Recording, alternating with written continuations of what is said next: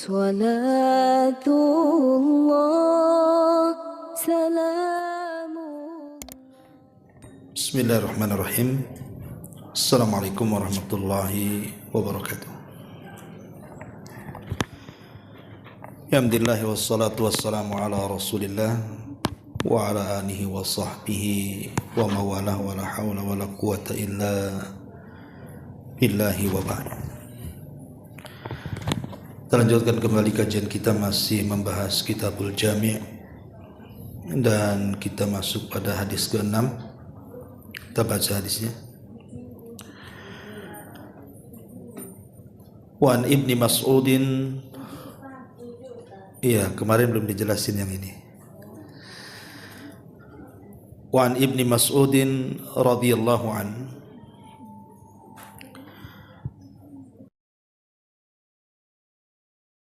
sallam, ayyu dhanbi a'zam? Qala an taj'ala lillahi niddan wa huwa khalaqak. Qultu thumma ayyu? Qala an taqtula waladaka khashyata an ya'kula ma'ak. Qultu thumma ayyu? Qala an tuzaniya khalilata jarik.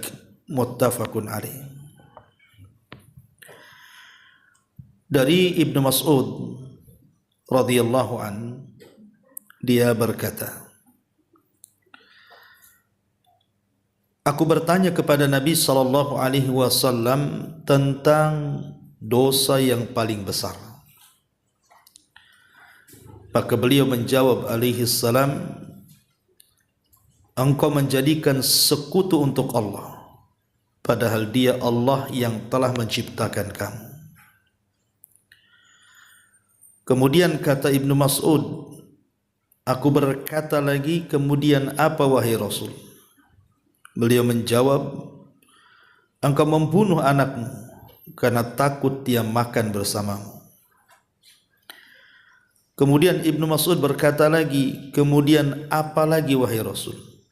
Kemudian Rasul mengatakan, engkau berzina dengan istri tetanggamu. Hadis ini disepakati oleh Bukhari dan Muslim. Ma'asyiral muslimat yang dimuliakan Allah Subhanahu wa taala. Hadis ini menceritakan kepada kita tentang bahaya 3 dosa yang merupakan dosa yang paling besar. Dan kita seorang muslim sudah selayaknya takut dengan dosa. Karena Rasul sallallahu alaihi wasallam mengibaratkan seorang mukmin itu dengan dosa seperti orang yang duduk di bawah gunung yang mau meletus. Kira-kira orang yang duduk di bawah gunung tiba-tiba diberitakan oleh pihak BMKG bahwa gunung sebentar lagi meletus. Kalau dia orang berakal bukan gila, pasti dia akan lari. Begitulah seorang mukmin, apabila melihat dosa dia lari dari dosa itu. Tapi orang fasik dan fajir, kata Rasul, melihat dosa itu seperti lalat yang menempel di hidung. Kemudian ditepak, lalat itu terbang dan balik kembali. Begitu orang fasik, kadang dia sadar itu dosa, tapi besoknya melakukan lagi, berhenti sesaat melakukan lagi, dan begitu seterusnya. Makanya seorang mukmin itu dia takut dengan dosa. Apalagi dosa itu bukan dosa kecil, tapi dosa besar. Apalagi bukan dosa besar, dosa paling besar lagi. Maka dalam hadis ini Abdullah bin Mas'ud radhiyallahu an, seorang sahabat senior, pakar Quran dan menjadi rujukan Quran, menceritakan bahwa dia pernah bertanya kepada Nabi tentang dosa yang paling besar. Kemudian Rasul menyebutkan 3 dosa. Yang pertama, an taj'ala lillahi niddan wa huwa khalaq. Engkau menjadikan sekutu bagi Allah, sementara Allah yang menciptakan kamu. Sering saya buat analogi begini, Bu. Kalau seandainya ibu punya anak, kemudian anak itu ibu besarkan, ibu sekolahkan dari SD, SMP, SMA sampai perguruan tinggi, S1, S2, S3 sampai jadi profesor, sampai jadi orang sukses. Itu jerih payah ibu tuh. Tidak ada orang lain yang ikut membesarkan dan mendidik anak ibu tuh, sampai dia punya perusahaan besar dan jadi kaya raya. Tiba-tiba setelah sukses, anak ini ingin berbuat baik kepada orang tuanya. Dia kirim tiap bulan uang itu banyak sekali, tapi bukan untuk ibu, untuk tetangga ibu. Kira-kira sakit hati nggak? Sakit lah, sakitnya tuh di sini ya. Jadi gimana ceritanya anak ini yang besarkan ibu, yang kasih pendidikan ibu sampai jadi profesor, sampai punya perusahaan, tapi dia berbuat baiknya sama tetangga? Lah, ini analogi yang sederhana. Maka Allah Subhanahu wa taala min babil aula, tentunya lebih utama lagi untuk dijadikan permisalan. Allah yang menciptakan kita, Allah yang kasih rizki kepada kita, Allah yang kasih nikmat kepada kita, segala-galanya Allah kasih kepada kita. Tiba-tiba kemudian kita ketika hendak bersyukur akan nikmat yang Allah anugerahkan kepada kita, bersyukur pula kepada selain Allah, apa tidak murka Allah itu? Itulah yang kemudian Rasul katakan, antaj'ala lillahi niddan wa huwa khalaqak. Engkau menjadikan sekutu bagi Allah sementara Allah itu yang menciptakan engkau. Dan dosa yang satu ini bukan main-main. Dosa kesyirikan itu. Karena dosa kesyirikan ini sangat bahaya sekali. Sampai-sampai Nabi SAW mengancam dalam sebuah sabdanya, man laqiyallaha la yushrik bihi syai'an dakhalal jannata wa man laqiyahu yushriku bihi syai'an dakhalan nara. Siapa yang menjumpai Allah, dia tidak menyekutukan dengan siapapun, Allah jamin masuk surga. Tapi siapa yang berjumpa dengan Allah, dia sedang menyekutukan Allah dengan yang lainnya, dipastikan masuk neraka. Lihat ancamannya neraka. Dan ketika Allah Subhanahu wa Nabi SAW mendahulukan dosa syirik ini, Bu, dibandingkan membunuh anak kemudian berzina dengan istri tetangga, menunjukkan bahwa dosa syirik ini adalah dosa yang sangat besar, melebihi dosa-dosa yang lainnya, melebihi dosa membunuh, melebihi dosa zina, melebihi dosa mencuri, zalim dan yang semacamnya. Kenapa demikian? Karena dosa syirik ini adalah dosa di mana seseorang dia tidak menghargai, tidak memuliakan dan tidak menghormati sang penciptanya, Allah Subhanahu wa taala. Ma'asyiral muslimat yang dimuliakan Allah Subhanahu wa taala. Apalagi kalau kita melihat di dalam Al-Qur'anul Karim, bahaya syirik ini, cukup 3 perkara ini sudah buat kita merinding. Pertama, syirik ini adalah bentuk i'tidah. I'tidah itu artinya melampaui batas seorang hamba atas hak Allah Subhanahu wa taala. Allah perintahkan kita tauhid, mengesahkan Allah dan mentauhidkan Allah, kita pula kemudian menyekutukannya. Maka ini sebuah kezaliman yang sangat zalim, melampaui batas. Makanya Luqmanul Hakim mengatakan kepada anaknya, inna syirka la zulmun azim. Kesyirikan itu kezaliman yang sangat besar. Kemudian yang kedua, syirik ini bisa menghancurkan semua amalan.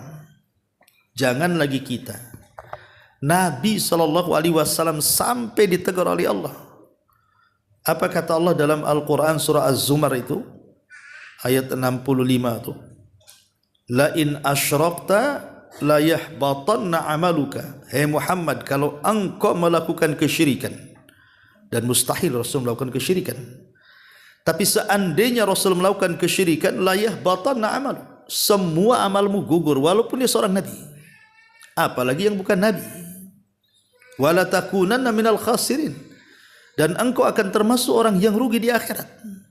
Kalau nabi saja dikhitab oleh Allah, jika melakukan kesyirikan amalannya lebur, kemudian di akhirat termasuk orang yang rugi, apatah kita, siapa kita dengan nabi? Kemudian yang ketiga, orang yang melakukan kesyirikan itu, kalau dia masuk neraka, maka dia tidak mungkin keluar dari neraka, dikekalkan di dalamnya. Kenapa? Karena di dunia dicabut keislamannya. Orang yang melakukan kesyirikan itu bukan seorang muslim, tapi dia kafir, keluar dari Islam. Makanya di akhirat ketika dimasukkan ke neraka, dia tidak mungkin keluar dari situ. Lah, 3 perkara ini saja sudah cukup bahwa kesyirikan itu adalah dosa yang sangat besar. Sangat besar sekali. Apalagi kalau kita rinci sedikit tentang kesyirikan itu. Jadi pertama, syirik ini bentuk penyimpangan dari fitrah. Fitrah manusia itu dibangun di atas tauhid, karena setiap ruh itu pernah melakukan perjanjian di alam ruh dengan Allah. Ketika Allah mengatakan alastu bi rabbikum, bukankah aku Rabb kalian, maka semua ruh itu mengatakan qalu bala syahidna, ya engkau Rabb kami menyaksikan itu. Jadi ketika bayi lahir kemudian ditiupkan ruh ke dalam bayi ini, maka semua bayi di dunia, tidak anak seorang mukmin, tidak anak orang kafir, tidak anak orang musyrik, tidak anak Yahudi, Nasrani, Hindu, Buddha atau siapapun yang terlahir, pasti sudah dibekali fitrah mentauhidkan Allah. Sehingga ketika kemudian dia menyekutukan Allah dalam kehidupannya, hakikatnya dia menyimpangkan diri dari fitrahnya yang selamat. Ini yang pertama. Yang kedua, bahwa syirik sendiri sebab orang itu menjadi terhina. Jadi orang yang melakukan syirik itu hakikatnya menghinakan dirinya. Karena kita tahu bahwa kemuliaan itu hanya milik Allah. Ketika kemudian kita mencari kemuliaan kepada selain Allah, Allah akan hina dia. Makanya Allah mengatakan di dalam Al-Quranul Karim, fa innal izzata lillahi jami'a. Kemuliaan itu hanya milik Allah. Tapi barang siapa yang mencari kemuliaan selain daripada Allah, pasti Allah hinakan orang ini. Dan kesyirikan itu hakikatnya dia telah mencari kemuliaan kepada selain Allah, dan dia tidak mungkin dapat. Kemudian yang ketiga, bahwa orang yang melakukan kesyirikan itu kehidupannya tidak akan tenang. Kehidupannya akan senantiasa banyak masalah dan masalah. Karena tenangnya hidup manusia itu atas pertolongan Allah, atas karunia dari Allah. Lah, orang yang melakukan kesyirikan itu mencari pertolongan kepada zat yang tidak bisa menolong, kepada zat yang tidak bisa melindungi, kepada zat yang tidak bisa mengayomi dia, memberikan nafkah dan begitu seterusnya. Macam mana akan tenang hidupnya? Ini yang ketiga. Yang keempat, bahwa kesyirikan ini akan mendatangkan ketakutan kepada pelakunya, akan mendatangkan ketakutan dalam kehidupannya. Lihat orang-orang yang datang ke dukun, percaya kepada tangkal, datang ke kuburan meminta-minta, apalagi sekarang lagi marak. Banyak kuburan-kuburan yang diatasnamakan habaib, habib-habib, kemudian sedekah di situ, entah kepada siapa uang itu diambil sedekahnya, kemudian meminta-minta di kuburan habib-habib itu atau orang-orang yang dianggap saleh itu. Hakikatnya mereka sedang menanamkan ketakutan. Tapi orang yang mentauhidkan Allah, orang yang bertawakal, yang hanya menyandarkan kehidupannya kepada Allah Azza wa Jal, hidupnya tidak mungkin takut. Karena dia punya Tuhan yang kaya, tinggal minta saja. Dia punya Tuhan yang mengabulkan doa, tinggal berdoa saja. Dia punya Tuhan yang mengampuni dosanya, tinggal minta ampun saja. Tapi selain daripada Allah tidak bisa itu semuanya. Makanya orang yang mentauhidkan Allah itu tenang hidupnya. Tapi orang yang menyekutukan Allah itu penuh dengan ketakutan dalam hidupnya. Kemudian yang nomor 5, bahwa akibat syirik ini bisa menghalalkan darah dan harta. Karena Nabi SAW mengatakan, umirtu an uqatilan nas. Aku diperintahkan untuk memerangi manusia. Sehingga hatta yashhadu an la ilaha illallah wa anna Muhammad Rasulullah, sampai mereka bersaksi tidak ada sembahan yang berhak disembah kecuali Allah dan Muhammadlah utusan Allah. Kemudian melaksanakan salat, menunaikan zakat. Kemudian di ujung hadis kata Rasul, fa idza fa'alu dzalik asamu minni dima'ahum wa amwalahum illa bihaqqil Islam wa hisabuhum 'ala Allah. Kalau mereka melakukan ini semuanya, maka mereka akan terjaga dariku darah dan harta mereka.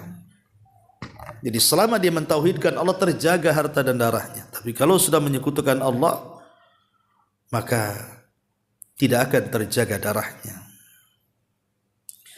Kemudian juga yang nomor 6, tadi sudah disebutkan di awal bahwa syirik ini bisa membatalkan amalan.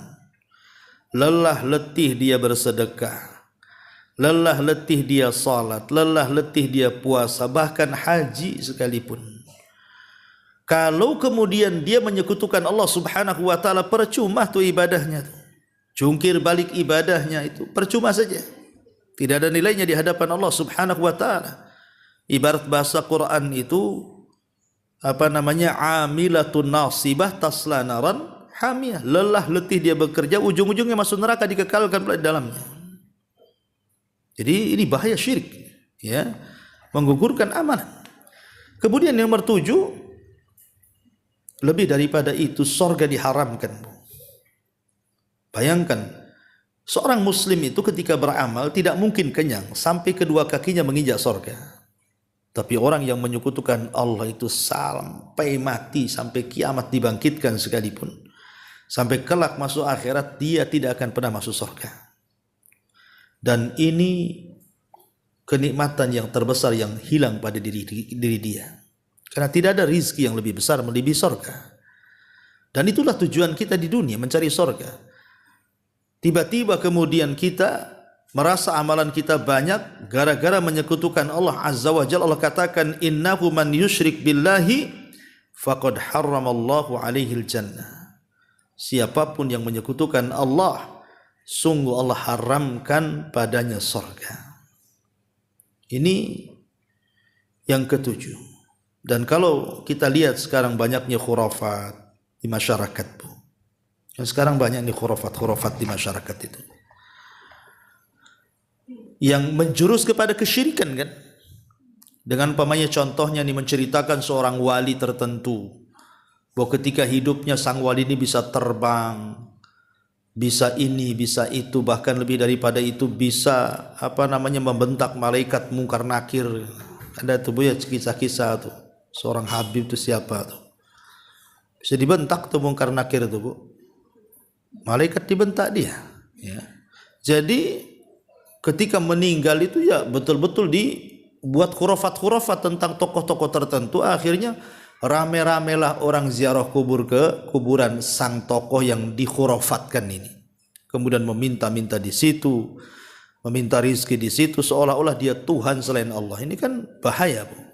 Dia tidak tahu bahwa itu adalah kesyirikan. Masyarakat awam ya nginggi saja. Ya, makanya ini juga tugas para tokoh, harusnya hentikan kesyirikan seperti ini.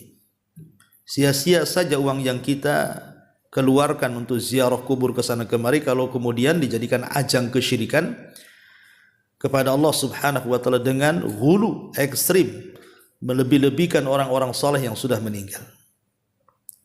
Dan subhanallah, memang kesyirikan ini kan berkembang, Bu, ya, dari zaman ke zaman itu. Dulu di zaman Nabi Nuh itulah awal kesyirikan. terjadinya kesyirikan di dunia itu kan di zaman Nabi Nuh. Ketika ada keluarga Wud yang disebutkan dalam surah Nuh itu meninggal dunia. Satu keluarga meninggal dunia. Di mana keluarga Wud itu kan tokoh besar sentralnya setelah kekosongan tidak ada nabi. Mereka belajar kepada keluarga Wud. Kemudian anak-anaknya juga menjadi anak-anak yang saleh. Hud, Yagus, Ya'uq, Nasr, itu kan disebutkan dalam Quran nama-namanya. Tapi setelah kemudian mereka meninggal dunia, akhirnya kemudian setan atau iblis datang kepada kaum Wud ini dan mengatakan, kenapa kalian tidak buat patung supaya mengenang kebaikan mereka? Jadi iblis itu ketika menyuruh membuat patung itu bukan untuk disembah, tidak, hanya supaya mengenang kebaikan mereka. Dan kalau terkenang kebaikan mereka itu menjadi semangat mereka untuk etos ibadah, makin semangat lagi ibadahnya.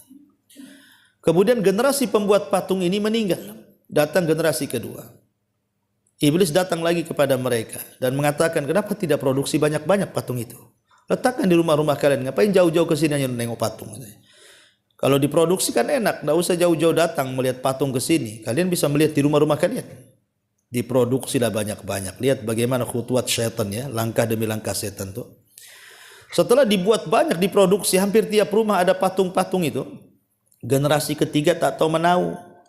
Datang iblis kepada mereka lah. Aku hidup di zaman bapak dan moyang kalian. Tahu enggak kalian? Kenapa mereka membuat patung? Ya kata generasi ketiga enggak tahu.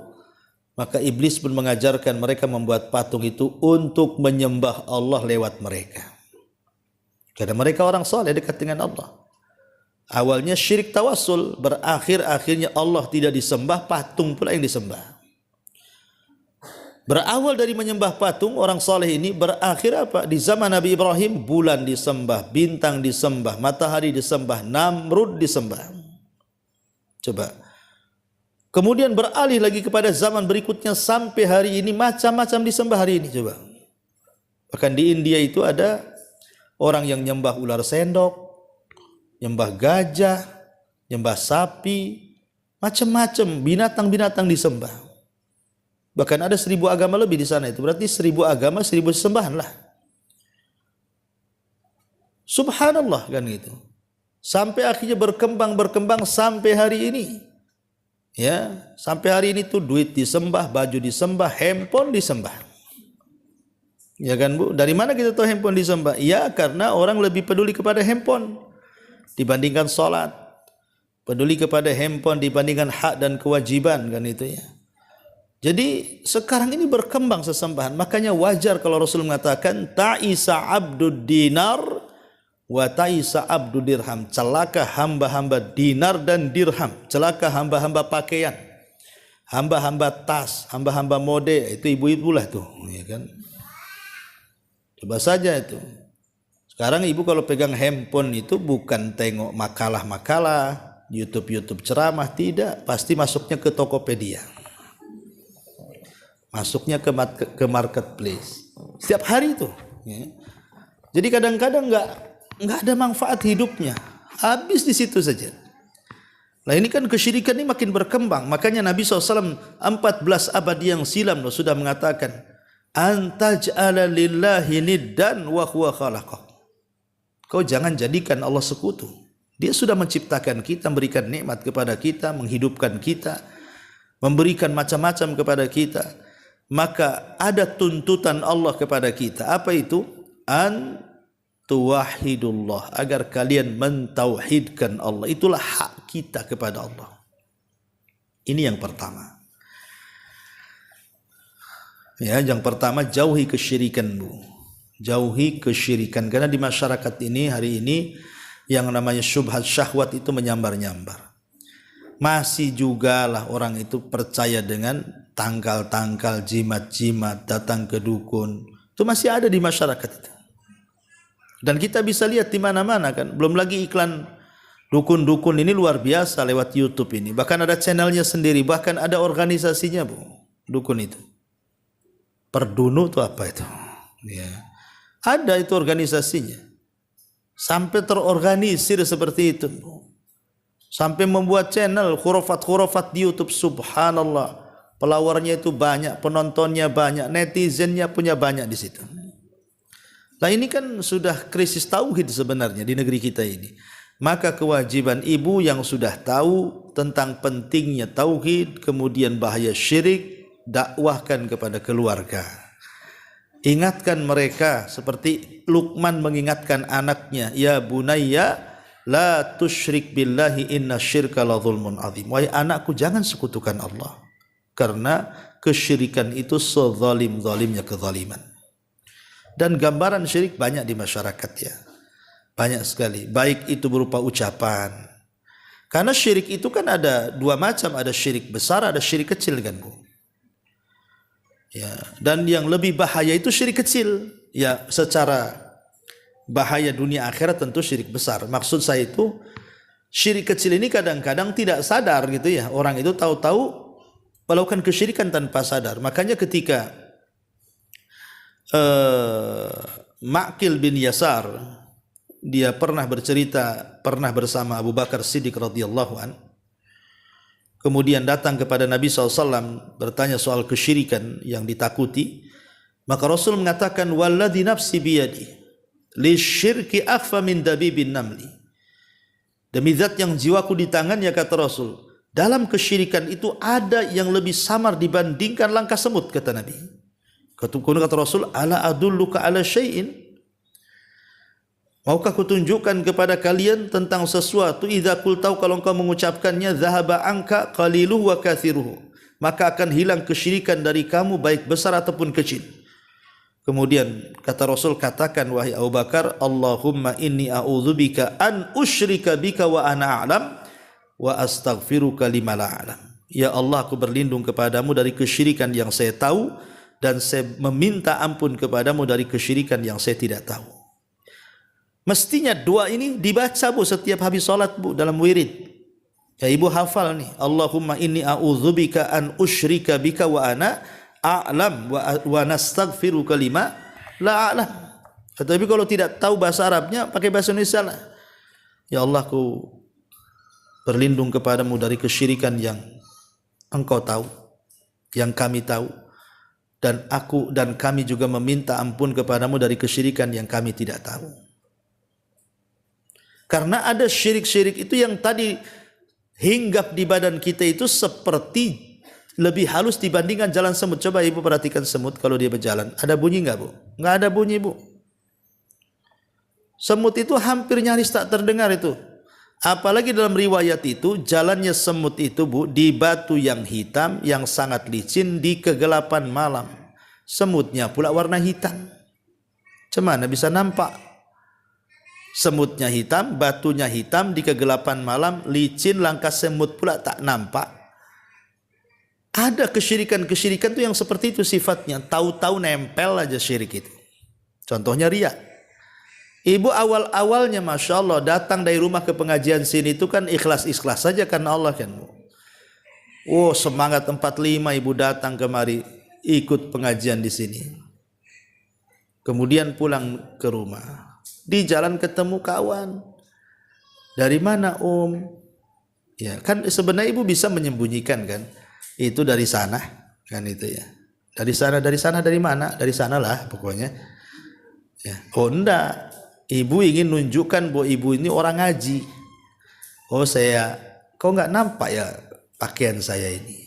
Emang dari mana? Tengok bawa tas, bawa kitab. Ya dari ngaji lah katanya. Dari ngaji. Ya. Kemudian mulai ceritain kawan-kawan di ngaji. Tahu nggak tuh? Saya sendiri tuh yang nggak tidur di pengajian, yang lain tidur tuh. Diceritakan pula kawannya. Jadi kadang-kadang Bu tak sadar gitu ya. Awalnya baik-baik saja, tidak ada masalah. Lo ngobrol-ngobrol jadi riak pula. Ngobrol-ngobrol jadi riak jadinya. Ngomongin orang pula di situ. Itu nggak tahu tadi saya di pengajian itu ada si Umi satu itu kok kayak gitu pakaiannya ya. Jadi kadang-kadang juga ngomentari orang. Jadi sombong. Jadi apa kan khawatir ya. Ini kan kadang-kadang ria ujuk-ujuk nih bahasa sayanya ya. Ria kagetan gitu ya. Nah ini muncul Lah ini penyakit-penyakit seperti ini bagian daripada syirik. Walaupun syirik kecil Bu, tetap saja dosa syirik kecil itu lebih besar daripada dosa besar. Itu kaidahnya tuh. Sak kecil-kecilnya syirik lebih besar dosanya dibandingkan ibu berzina, dibandingkan ibu mencuri, dibandingkan ibu membunuh. Sak kecil-kecilnya dosa syirik, apalagi dosa besar. Makanya riya ini dikhawatirkan Nabi. Nabi SAW sampai mengatakan, akhwafa ma akhafu alaikum asyirkul asghar, kata Rasul. Ada perkara yang paling aku khawatirkan, yang paling aku takutkan menimpa kalian. Apa itu syirik kecil, kata Rasul. Sahabat bertanya, apa itu? Kata Rasul, riya, katanya.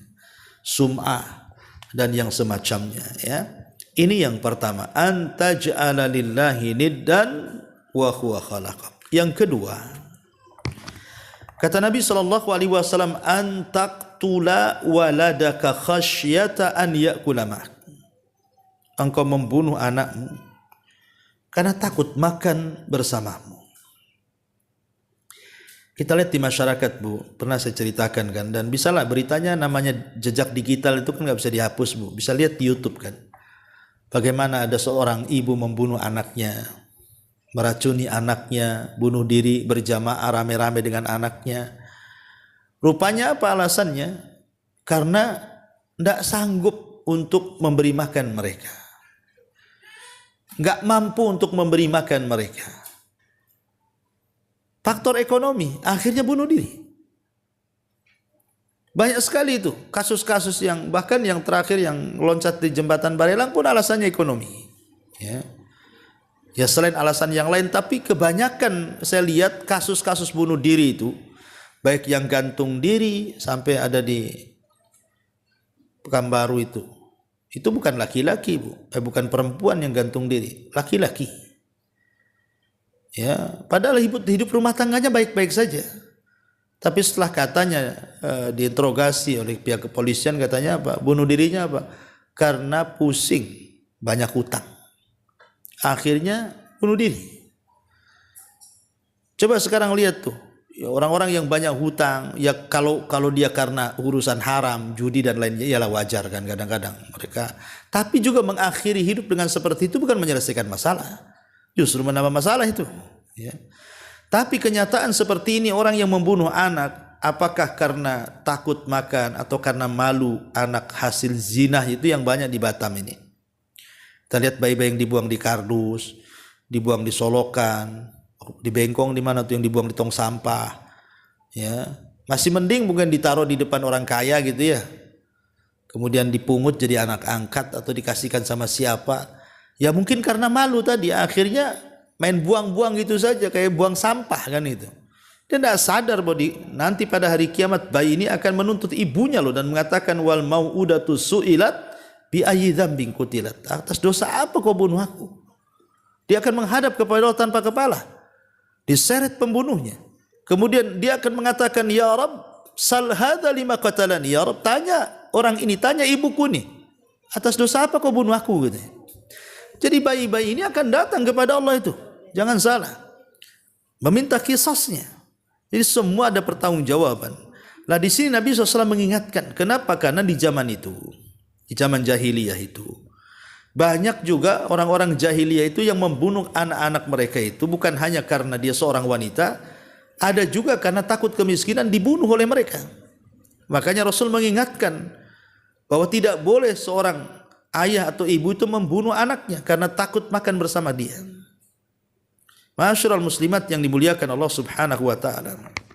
Sedikit soal anak Bu ya.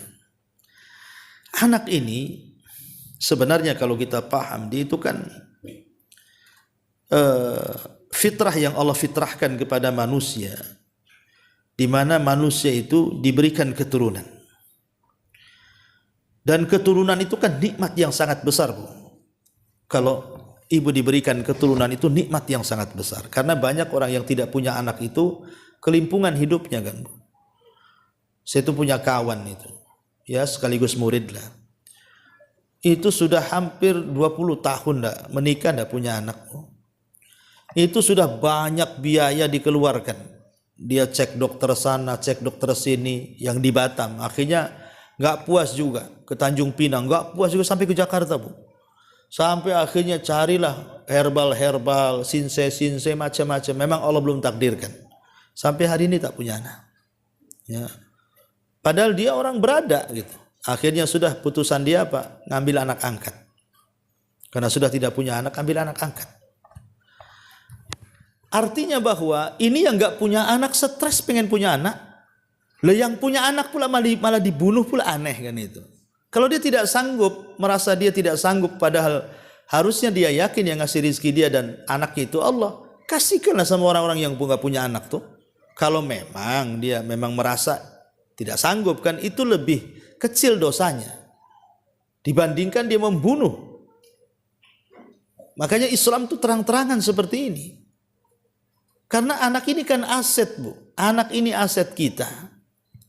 Berapa banyak ketika orang-orang tua yang sudah tua renta, akhirnya anaknya pun jadi dewasa, dia yang merawat orang tuanya. Dia yang merawat orang tuanya. Bahkan kalaupun orang tuanya meninggal, dia juga yang mendoakannya. Bahkan kalau seandainya masuk surga sekalipun tidak banyak amalannya, berkat istighfar anaknya di dunia diangkat derajatnya oleh Allah di akhirat tuh.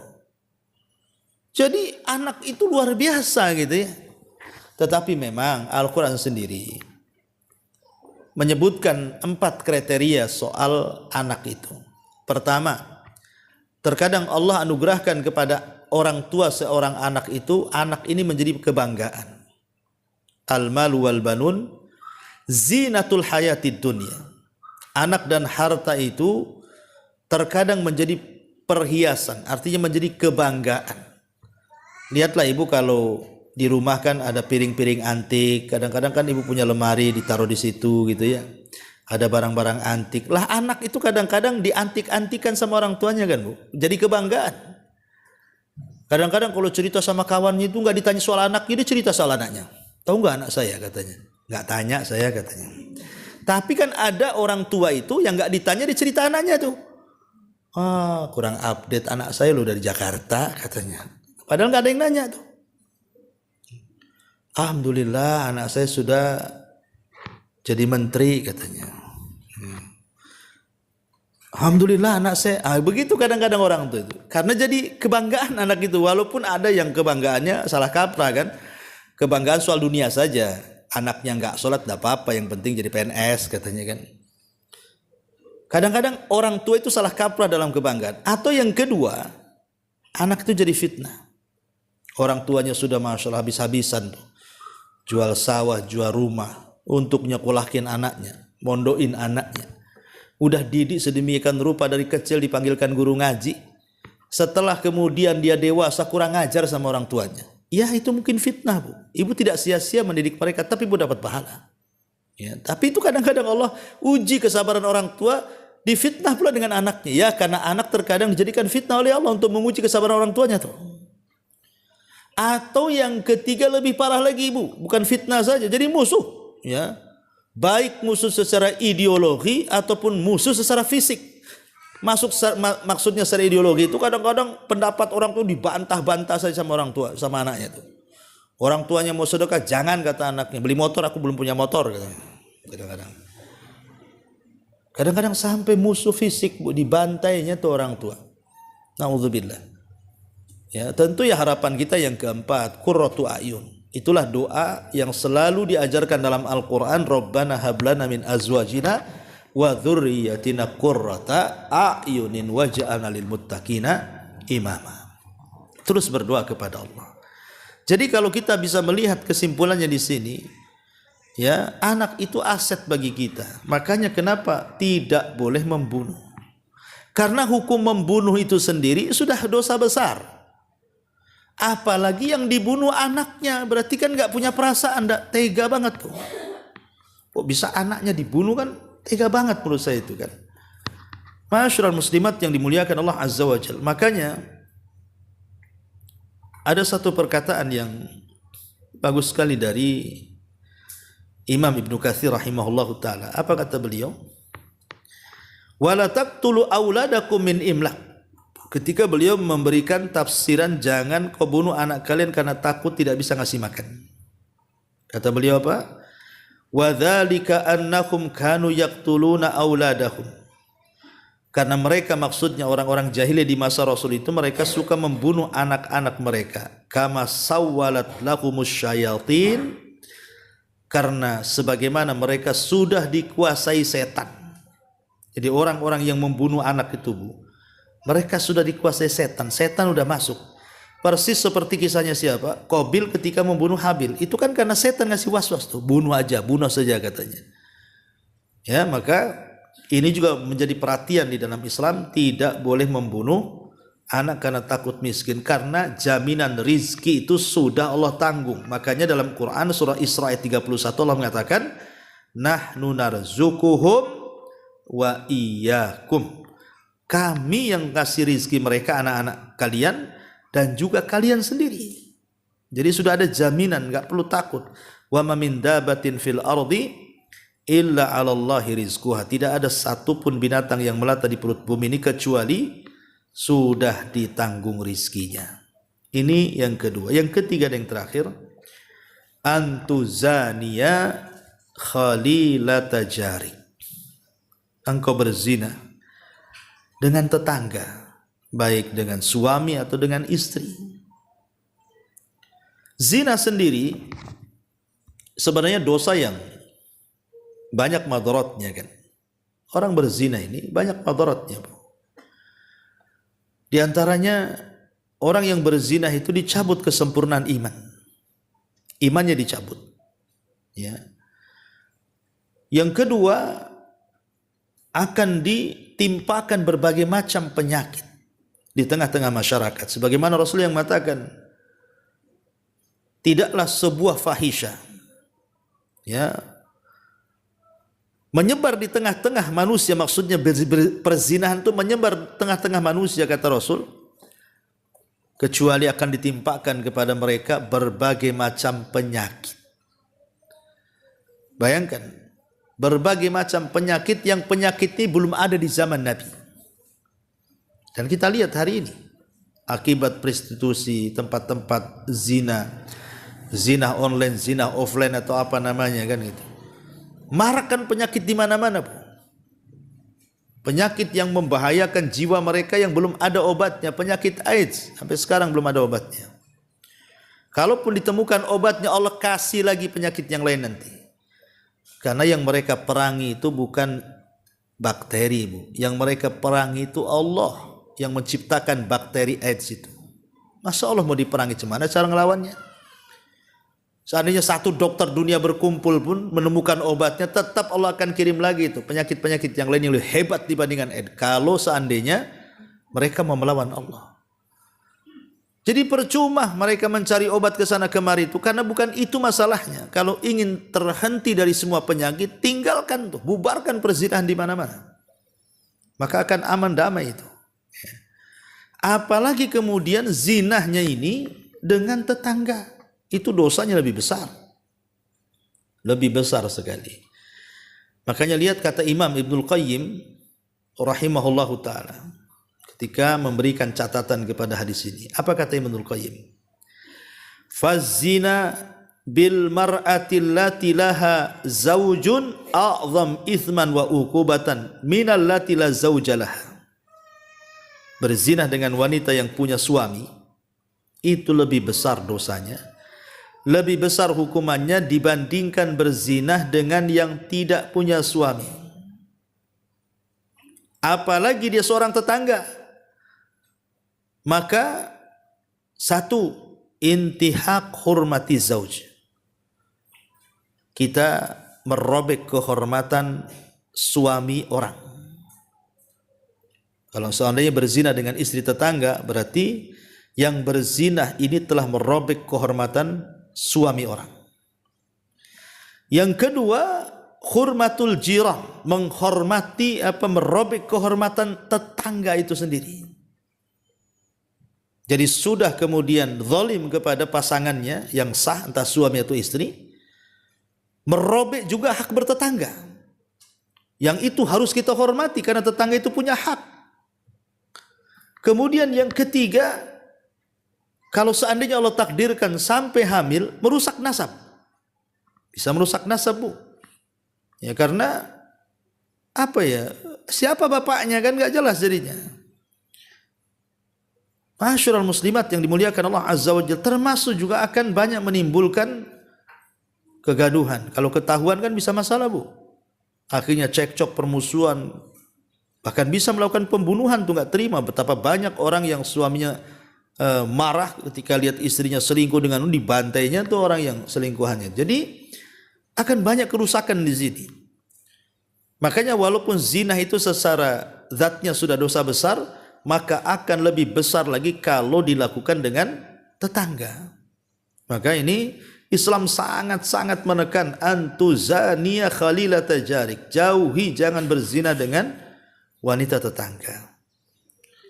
Masyarul muslimat yang dimuliakan Allah Subhanahu wa taala. Maka dari sini kenapa Islam itu juga sangat memberikan perhatian agar orang itu jangan sampai terjerumus kepada perzinahan. Di antaranya kita disuruh menguatkan iman. Ya. Kemudian kalau wanita, ibu-ibu disuruh untuk iltizam dengan pakaian-pakaian syar'i supaya jangan suami-suami tetangga ini ngelirik ibu kan itu ya. Pakai pakaian yang syar'i. Kemudian biasakan ghaddul basar, yang menundukkan pandangan. Kemudian kalau ada masalah dengan tetangga jangan khalwat dengan suaminya, Bu. Ya, kalau nggak ada ibunya, ibu pergi. Jangan pula duduk di situ ngopi satu rumah, ya kan?